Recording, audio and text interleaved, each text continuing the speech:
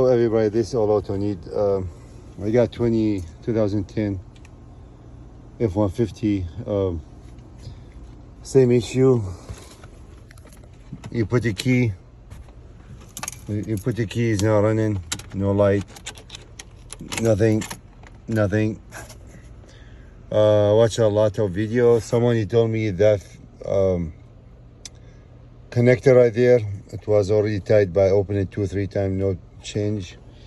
And then I went to ignition switch, opened, I found it, nothing wrong with it. It's nice and clear and worked perfectly, no issue.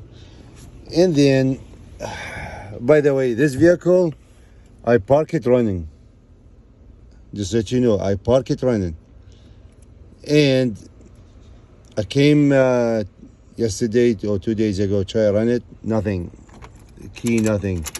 I put OBD, nothing. And then I found the wires right here. What is it? Those wires connected by the ignition harness. And being honest, I didn't know where that thing, Avitel. And then when I Google, I searched it by a picture. It said remote start. And then I found, I don't know if you see, those wires been cut. I was messing with this wire, I just wiggle it, and guess what happened? All the lights came on. The vehicle just run, like, work on very well. So the point is, gentlemen, from this video, if you plan to put the remote start on your vehicle, and your vehicle don't have a remote start, even if you put a good quality stuff on it, it's not gonna work. So right now what I have to do, I have to go to the junkyard, get that wiring harness from the junkyard, okay, and cut it and re-weld it in order to make that vehicle run again. So wasting the time, money, all that thing.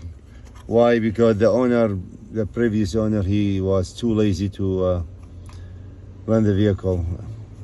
For me, in the winter time, if I want to let the vehicle run getting hot, for winter time, for an instance, what I do, I always have a 2 copy of my keys. I keep one in the vehicle, run it, and then lock the door. I have another key. That's it, end of the story. So my advice, please don't use aftermarket remote key. Thank you very much.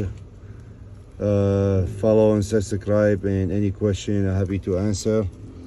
Again, don't put remote key. Now I have to